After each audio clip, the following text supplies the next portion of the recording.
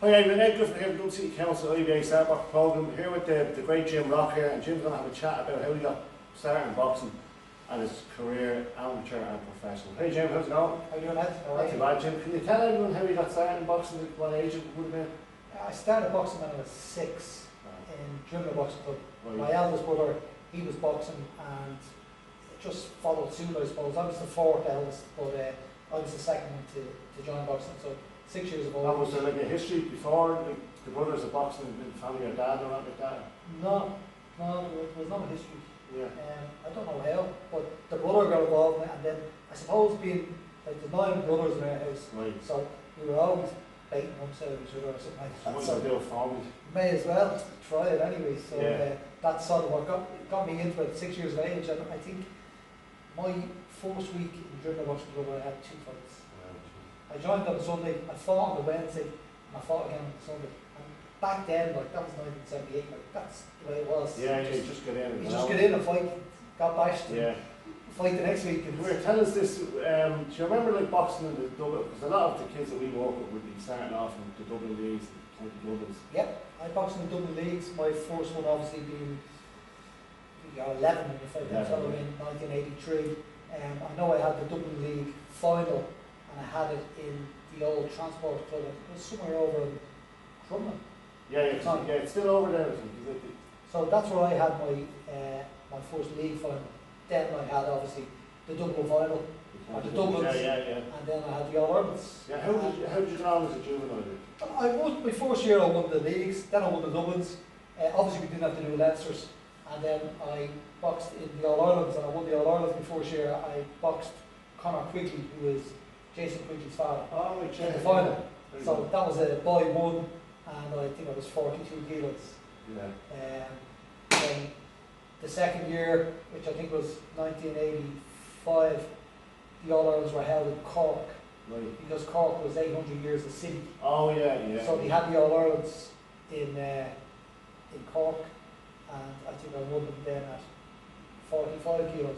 Right, And I presume that Michael Kelly, the trainer out of this club, I presume he was in Cork as well. Yeah, well, it still he was, yeah, because it makes a quite accomplished boxer as well. Yeah. Tell us this, how did you find when you moved into senior or was junior, stepping up from juvenile and youth boxing? I never found any.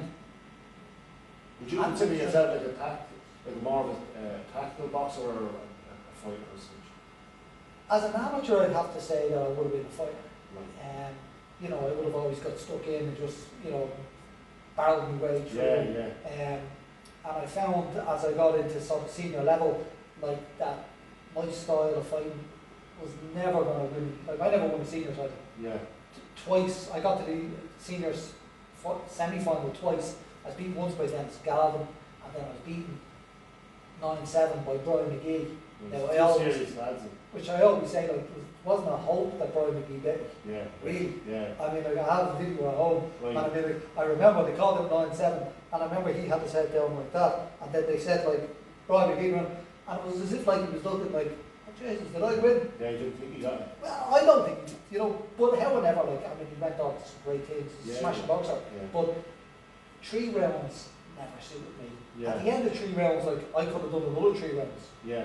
whereas, like, my opponents would have been a lot more tired than me, but they probably would have done a little bit more than me. Yeah. Like their style of boxing, Probably just their style suited. their conditioned style for 3 rounds or was perfect for amateur boxing. Yeah. Mine wasn't. Yeah. Like I always knew from the age of sort of 17 or 18 years age, I knew that I was going to turn professional. Did you? Yeah. Believe that Like, early. I knew I was going to turn professional. Like I didn't know how to go about it, Yeah.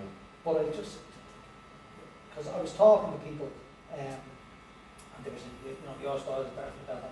Like John McCormick. I remember one time I was in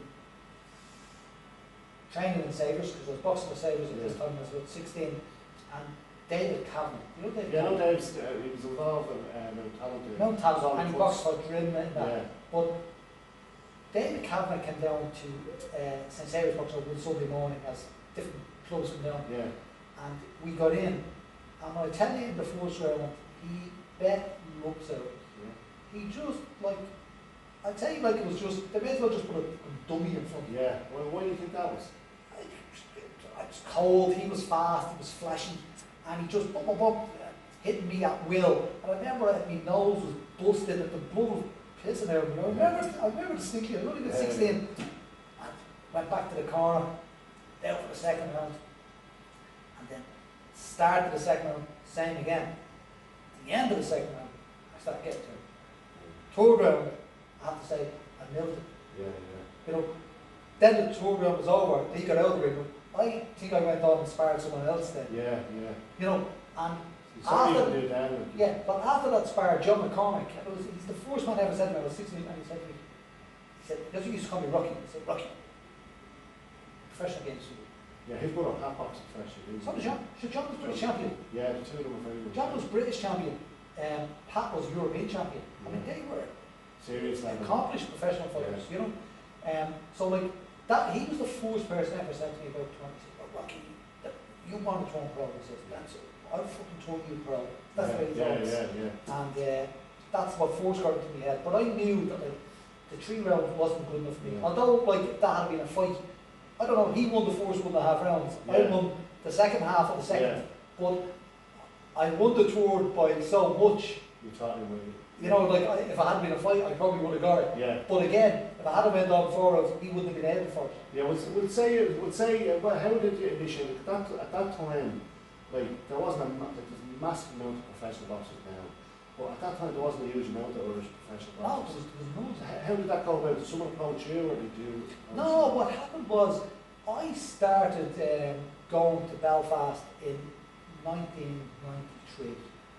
I went up to Barney Eastwood's gym, and I don't know, I think maybe Joe Egan might have sort of set up for me. And I went up and I was introduced to John Green, and I said, "Look, can I start doing a bit of training here?" And he said, "Yeah." So, met Barney Eastwood. He said, "Right, I'll take you on as a pro." I was meant to have my first professional fight in 1993 at the stadium. Steve Collins was fighting, I think he was fighting Danny Morgan maybe, or something like that. But, you know, I was going up and down. At the time, I remember I went into sparring, Crisanto Espana, who was WBA welterweight champion of the world. And when I tell you that, he battered, and he was only messing with me. It was only starting out. Oh yeah, but I mean, like I thought I was just like, you know, I was in good shape and I was strong and I was fit. Yeah. But Was that like a serious wake-up call? oh, listen, that was like, I mean, I thought going up there, like I was a young, hardy fella who was like, I was sort of a street child. Yeah. And I was always fighting on the street. And I probably had a bit of a reputation as a Yeah. bit of a hard man and that. Right. But boy God, I tell you one thing, when I went up there with the WBA champion, he just played with me, and he just hit me at will. And I don't even think I'd landed the punch. Yeah. But that was that. So I started going up there training, and every time when I left the gym, it'd be great. I'd say, "Oh yeah, can't wait up to Belfast." I'd travel up in the morning, Yeah. I'd drive back down after training, and I'd be delighted flying up to Belfast. And then when I get in the gym, they put the gloves on. Here you go again, killed again. Yeah. You know what I mean? But I kept doing it and doing it, and like I never thought that I was getting anywhere. Right. Really, like I was like every day I was going and getting the pasting off these guys. Yeah. Sparring Santo Espana, I was sparring Ray Close, Yeah. sparring Sam Story. Like, they were just so good, Yeah. and I was just so raw.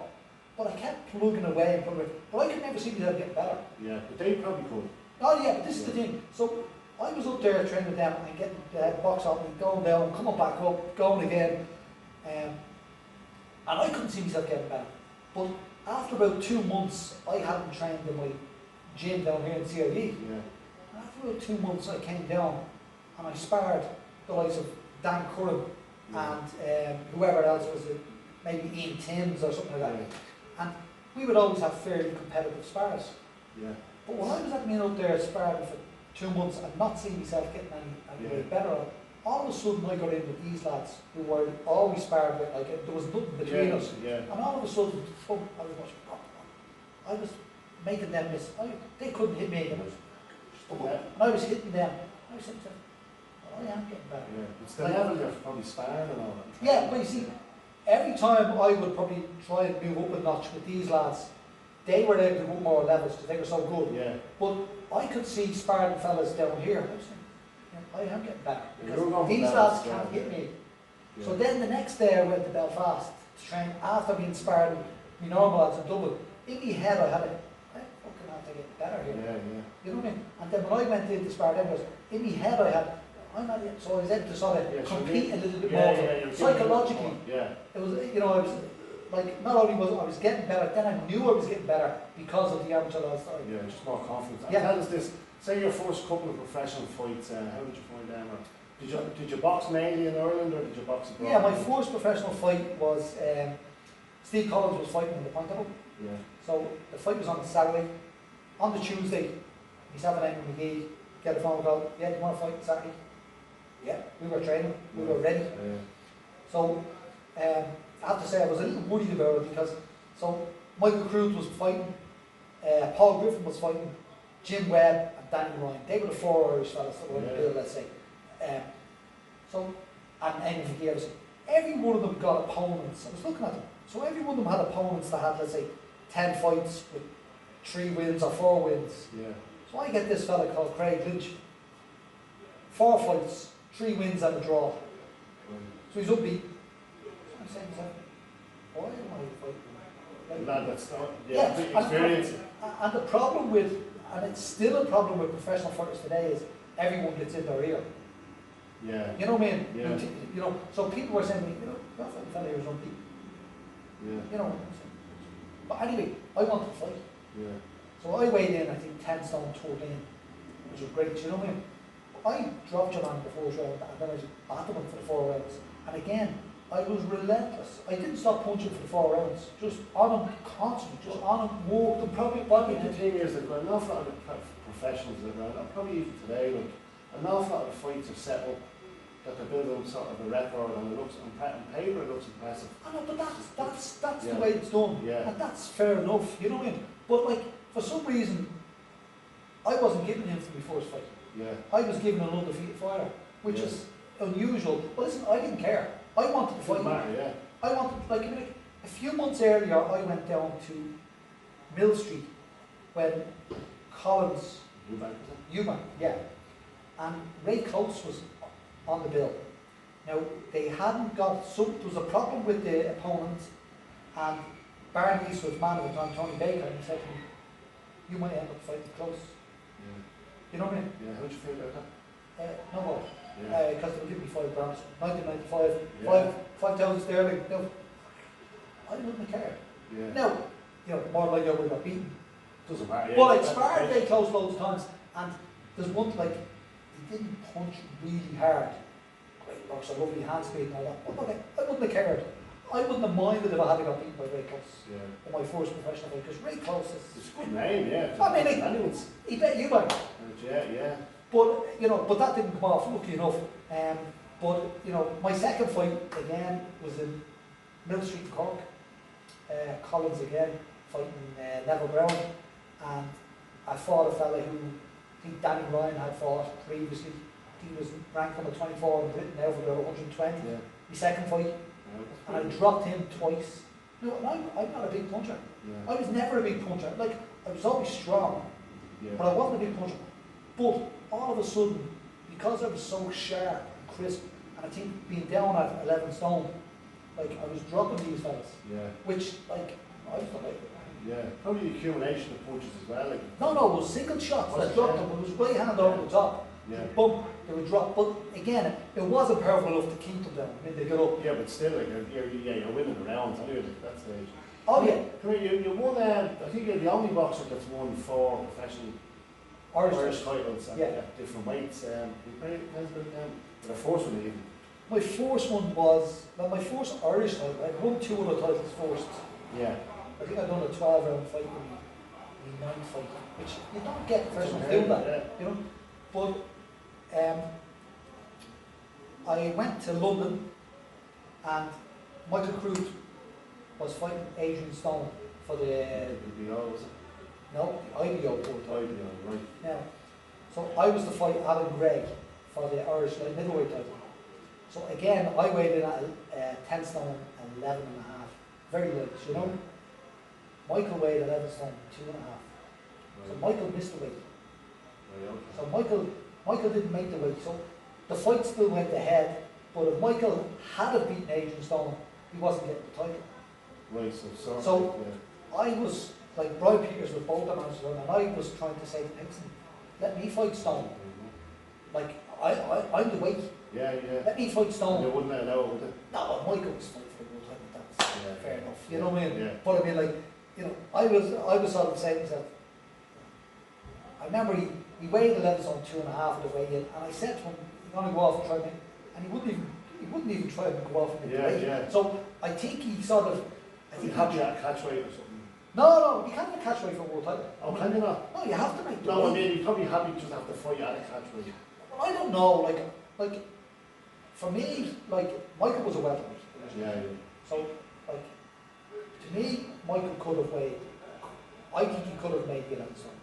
You know what I mean? Yeah. And when he weighed the 11 stone 2.5, he had an hour to go off, and he didn't even, you know, for some reason, he had boiled himself down to the 11 stone 2.5, Yeah. and either he knew he couldn't get it, like he knew he couldn't get it off, or he was too drained, or he took down the weight wrong, Okay. but he didn't even try to take out 2.5. Okay. So I was sort of like saying, listen, I feel like Yeah. this would have been a chance for me to fight. Yeah. You know, and I loved it. I always loved the chance of fighting Adrian Stone because a rock and a stone, I was saying, Oh, yeah. would have made for a great scrap. Yeah. And he was a little bull terrier, you know what I Yeah. mean? But however, so I fought Alan Gray instead, and for the light middleweight, and fought him over 10 rounds, and we done the 10 rounds. Yeah. And I always say, like, I just talk to Alan sometimes on the Facebook, and in all my Irish fights, he's the only one that went the distance. Is he, yeah? So like he was light middleweight, and he done the 10 rounds. The next one I fought for them was the Irish super middleweight title. He just folded in the 4th round. Right, okay. He does all the refereeing now. He Okay. does Anthony Joshua and all that. You know, Oh, he's right. the conference referee, Yeah. and he just like Yeah. he didn't. I don't know what it was about. He Didn't want. went down 3 times in the 4th round. I was raging. I was. Right. You Because wanted people- around. Yeah. No, I wanted to fight from Yeah. I want to fight from the Yeah. fans. You know what I mean? Yeah. And for someone to like when you know that they're looking for a trap door to get out. You know. Yeah, yeah. So anyway, he was the 4th round. So about 7 years later, I defended that, and I stopped him in the 7th round. Right. Then I went and fought. That was the super middleweight title. Then I think about 2006 or something like that, I fought for the Irish middleweight title, and I stopped him in the 7th round. Right. And then I fought for the Irish light heavyweight title, and I stopped him in the 7th round. All the 7th rounds, Yeah, yeah. and they were usually body shots. They're lucky, lucky round, yeah. Yeah, And tell us this, you boxed for a few other titles as well. yeah. In 2000 or in 1998, Michael again was fighting for the WAA welterweight title. He fought Scott Dixon in the basketball arena. Right.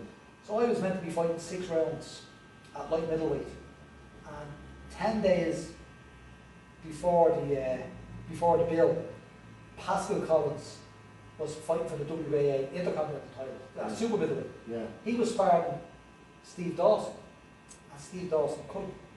Right. So they rang me and said, "Jim, listen, do you want to fight, move up to super middleweight, you know, 10 days, like you move up to stone in 10 days, Yeah. but I'd fight a 12 round, yeah, I'll fight that." Yeah, yeah. So So you sort of go to a guy. yeah, Something like that. Like, oh listen, Yeah. no, but like I was delighted to get Chance for a title. Like. to get a belt, Yeah, yeah. you know what I mean? Yeah. So I went, I done 12 rounds, so that was me, either the 8th or 9th fight, you know what I mean? Yeah. And then that was September. And the following February, I done a 10 round fight for a WBF Intercontinental title. Yeah.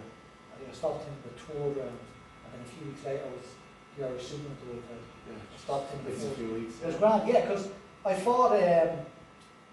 That was a busy period for me because the end of January 1999, I fought in Vicar Street. Right, yeah. So I done 10 rounds in Vicar Street, and then 3 weeks later I fought the 10 rounder, which for the light middleweight title, Yeah. and then 3 weeks after that I fought for the super middleweight title. Tell us this, did you ever get any offers or anything, or did you ever have any inclination within yourself? I don't know if you're married or part-time to go over to America or anything like that, or further afield? Or, Oh yeah, I fought in America twice. I topped the bill over there twice. right. I went over to Boston in. No, what I mean is the box and set up over there. And Oh yeah, I was offered. So look, Brian Peters, who was my manager in my later part of my career, he wanted me to turn professional, I think, in 1991. right. That's when I was forced to choose the Brian Peters, and it was about going to America. Yeah. But I mean, look, I found it hard enough to go to Belfast. I had a couple of kids. I think I had 4 kids by the time I was 21. Right. So I mean, like, you know. Oh yeah, it's too many toys over here. Yeah, I had ties and I had sort of, you know, property over there, starting off in business and that. Yeah. Like, it just didn't suit me. Yeah. You know, to go to America and start over there, like, I wouldn't have lasted. Yeah, but I think an awful lot of people think, well, maybe years ago you might have had to do that, but like when the WBO and there was a massive focus, I remember even on Eubanks and all that, and even around your era, there was really a better scene over here. But they don't get money in America. Yeah. Like, I know fellas, like, I know one particular fellow, like, Palomine, and he had his first professional fight in America, and he got $50. Yes, it's not really a career. So, Yeah, like, I mean, I know I fought over there twice, and I topped the bill over there twice in Boston. I mean, like, I got more for 6-round fights in, yeah. you know, the Ulster Hall of Belfast, like, in my third professional fight. Yeah, I think people just think, you know, it's just normal sort of. Yeah, like, it's all glamour. It's Oh, you're American fighting in glamour, America. yeah. But you're not getting the ready stuff. It's not really worth it, yeah. No, it certainly didn't suit me. And I remember, like, and I mean, like, it's hardship over there, right? Like, we went to America myself and Colin Brady, and we were over there, we were training Freddie Roach's gym, Yeah. and we got picked up in the car. And I saw the man, he says, how are you doing? We're chatting away, he goes, right, you're going to be sparring tomorrow. He says to me, now, he says, he says, not only are you sparring the hardest trainer in the gym, you're also sparring the hardest puncher in the gym, and he's going to try and knock you out. I said, lovely. You know what I mean? Yeah. You know, and he did. You know, he came out like a. But again, he was a light middleweight. I was a light middleweight. He was huge compared to him. Yeah. I just tied him up and roughed him up. And Yeah. so when I sparred the second day, there was none of that crap. Yeah. It was just Avoid it, yeah. You know what I mean? That was it. You know what I mean? At what point did you retire from boxing now?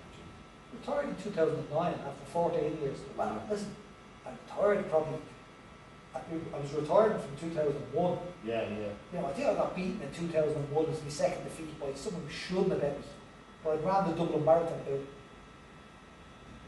4 weeks earlier, Right. and I didn't even train for it, but I done it in 3:07, Yeah. which is a very fast time. Yeah. But it wrecked me. It's tough out of you, yeah. Because I was running, like, I was training with a neighbour of mine, and I was running with him maybe, say, between 6 and 10 miles a day, and then on a Sunday we do 20 miles. Yeah. And then about 6 weeks before the marathon, I got injured, and I said, I'm not doing the marathon. Yeah. But then 5 days before, I said, fuck, I'll do it. Yeah. So I done the marathon anyway. But when I was training, I was real fit, but I had no strength. Yeah. Like when I was training with the lads in the gym, like Mark Winters and that, they were pushing me around, and no one ever pushed me around in the gym. They may have been better boxers than me, you know. Physically, I was much stronger than them, but I had no strength, and I couldn't understand what it was. And then it was only John McCormick said to me, Dad, then a few weeks after I got beaten, he said, did your Jimmy get beaten? He said, yeah. He says, did he run the marathon? I says, yeah, he run them. He says, that's what I've done. Apparently what it does, like if you look at all the marathon runners, they're skin and bone. Yeah. I mean, they're very fit. So what it does is it eats your muscle. You know, like sprinters are big and strong. They're built for short bursts. Yeah, but the marathon runners are like Ethiopians. Yeah. You know what I mean? Like they're skin and bone. Yeah. And it eats away your muscle. I had no strength. Yeah. I was endurance wise I was fit, but I had no strength. Yeah. Tell us this, you'd be pretty well known in the media, in Irish media, for the commentating on boxing and stuff like that. Do you enjoy that part? I loved it. Yeah. I loved the country. You know, again, Brian Peters, he's the one who got me in the country. Brian Peters was a great manager, a great man for Irish boxing. Yeah. And he doesn't get the applause that he should be getting. You know, like what he done years ago, bringing all them big shows. Yeah. I mean, get back to a WBA World Title shot. Do you know what I mean? Yeah, massive. Like, unbelievable. But he was the one who got me into the commentary. You know, so I was boxed by him, and he said to me, listen, you should try out the commentary. And I said, look, I'll leave the rest of the, Yeah. the other commentary. I said, I don't know whether I'd be good enough for that. You know, Yeah. I mean, you know, there's a certain type of people who Yeah, that, yeah. talk and it flows effortlessly, Yeah. you know. But he said, listen, give it a try. It can be shot, right? And I remember at the time, like the night before, I done a bit of study and wrote down a few notes, and I went in and I had my notes on the watches and making sure I Yeah. remembered stuff. Yeah, you know. yeah. But I done it, and it was great. I done it for a few years, and again, like it's something that I would have done, for nothing. Yeah. I done that for nothing because, Enjoying bigger. yeah, because me being in business, like I mean, when I let's say we do the country, like I'd be out with the wife and that, we'd be having a cup of coffee, could be in Mayo or could be down in Galway or something. Someone would say, you got to follow the country. Yeah, And yeah, check, yeah. you know, yeah. so I mean, like, or you get people just coming out to your garage. I was watching the other day in the commentary and I just said, I just leave the car business out of Yeah. Italian. So it was great for business, you know. Yeah, yeah, yeah. But I started doing the commentary and I have to say, like, it was deadly. And whatever fear was on at first, after about a year or two, I said to Brian, I think I should get them to up that, do you know what I mean? Yeah. He said, yeah, say it to me. So again, I went to him and I said, listen, I want to, I'm here 2 years, I want to raise, you know. Great, yeah. And they doubled it. Great, lovely. And then about a year later, I wanted to go to having all the cuts in RTE. So I Yeah. said, listen, you have to cut your money. And I said, oh yeah. And he says, so they cut it, so they were to give me 100% price. Yeah. And they cut it down by about 10%. So I was delighted. It's just getting noise. It was great. You know what I mean? Tell us this, did you ever get involved? I know your daughter Casey's a pretty successful boxer. Have you ever thought about getting involved full time with her? You're probably just busy with your business. I think that there's a certain type of people who become coaches. You know, and I look at, let's say, my old coaches, like, and I look at, let's say, you know, Tony Davitt, Yeah.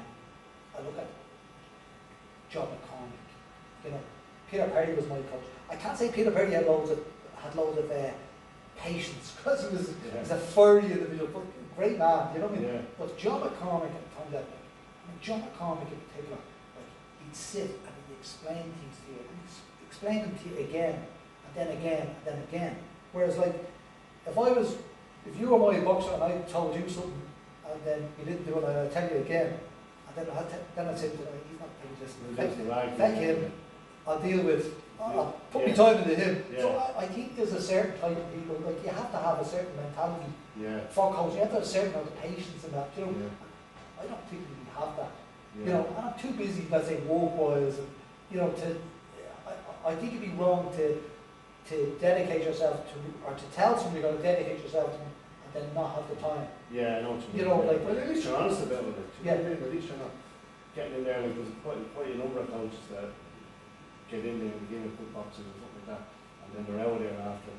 Yeah, or you see them like coaches and they just put all their time into a certain individual, which, you know, which is not really right, because you could have the fella who's crap, Yeah. but to me, the fella who's crap, if he was putting the effort in, Yeah. and the fella who's great wasn't, Yeah. I'd be sort of blanking the good fella, Yeah. and I'd be putting my time into the Yeah. fella who's never going to do that. Well, it's not benefiting the other boxers as well, because they're sort of getting a false sense of the coach belongs to me rather than the whole club as such, you know. Yeah, like I remember, like, and again, I was in St. Saviour's boxing club when I was 16, I'd say, and I remember Deirdre Gogarty came down to the club, and she started training then, and she wasn't professional then. And I was looking, girl, Yeah. in her club, in her sport, Yeah. Isn't it that? Yeah. you know, and this was my thinking on it. I said, what's she doing here? You know what I mean? Yeah. Like, females shouldn't be boxing. Yeah. And that's That was the mentality though. and that was the mentality then. So, and I mean, like, and then what happened was Pat McCormick, who was John's brother, he really put loads of time into her. Right. Like, he was sort of her trainer at that time. Yeah. You know what I mean? And he put loads of time into it. I remember it wasn't, like, I don't know if you said it was a jealous thing or not, but you were somebody says, she's getting the attention of him that 10 of us should be getting. Yeah. But yeah. anyway, that was at the time. But that's because women's boxing wasn't, Yeah. you know, like, not women's boxing then. How did you feel when Casey started boxing? Well, She started boxing pretty young. I remember Casey started boxing. but my other daughter, I have a daughter, my eldest son, he's 31, like, he won a couple of our Ireland fights, you know, Then my daughter, she wanted to fight when she was about, she's 28 now, she wanted to fight when she was about 10. Right. My mum rang me one day and says, oh, so she not, and I said, no, she's not boxing. Excuse me. I said, boxing not for girls. I said, Yeah. I'd like to kickboxing if you want or something like that, but no, it's not for her. And I wouldn't bring her to boxing. Yeah. Because, you know, it just wasn't for girls then, Yeah. you know. But then Casey wanted to fight from the age of 6. And at the time, our local club was Bray Boxing Club. So I said to Pete Taylor, I said, because I did meet Pete fairly regularly, Yeah, I said to him, I said, "Is Casey wants to box?" He said, "Ah, bring her." I said, "I don't want to box." Yeah. Do you know what I mean? Bring her down, he says. She was poor. I said, "Look, bring her down, pour her in for sparring." I said, she gets her first few clappers, she said, she'd probably say to herself, "Oh, this is not for me." Yeah. So, brought her down, first day sparring, first day in the club, Right. into the ring, and she spars, I think it was Matthew Tintle. Right. The match.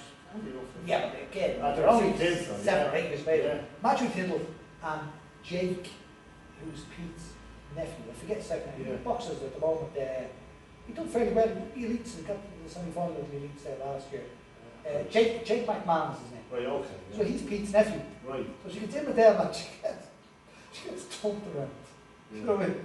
And I was looking like, and I saw like, saying, oh, fuck, you know when they get the Yeah, dick and she you got look at her daughter, like this, yeah. like your daughter, like, you know, Yeah. like, you don't mind your son getting the clappers. Yeah. But you don't really want the girls Yeah. getting it. Yeah. And I'm looking at her, but straight after, Pete says to me, what do you think of that? I said, "Oh, she took a few," he said, you see what she done? And she got hit, she went straight back in and fought back. Yeah. I said, I know. I said, that's where I got Mike. Yeah. He said, where do you think she gets that from? Didn't have to like it. Yeah. But look, she liked it, so I always just said, look, she wants to fight, or that fight. Yeah. You know, I was hoping she wouldn't, and I was hoping she wouldn't pursue it, Yeah. but she did. So all you can do as a father is just sort of is encourage her to She's do done very well. In fairness to her. I mean, she's done well. She's won 3 All-Irelands. Yeah. She's done very well. So come here now. So probably going to wrap up now. Jim, do you say what this thing we're going through now at the minute, this COVID and that type that we sort of deal with, be locked up and cooped up all on season sort of easy sliding. Any sort of words of encouragement for them or? Well, I always say, like, for boxing, like, kids don't need, I mean, they do need a club, but they don't need a club to keep themselves fit. Yeah. I mean, every boxer has a sleep mode. There's nothing stopping a fighter getting up in the morning, going out and doing 3 or 4 miles. I mean, we've got beautiful weather at the moment. Yeah. So that's for their stamina.